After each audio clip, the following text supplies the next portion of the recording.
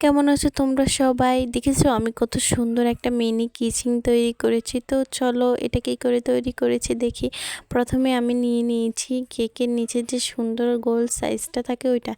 তারপরে এটার উপরে দিয়ে দিলাম আমি ডিমের যে কেসটা থাকে ওই কেসের একটা কাপগুলোকে আমি সুন্দর করে কাটার করে নিয়েছি। তো এভাবে আমি 4টা কাপে চিট করে রেখেছি। তো এখানে আমি ভিতরে কিছুটা ক্লে দিয়ে দেব, যাতে আমি উপর দিয়ে যে সামগ্রীগুলো দিব ওগুলো যাতে বেশি দেখা যায়।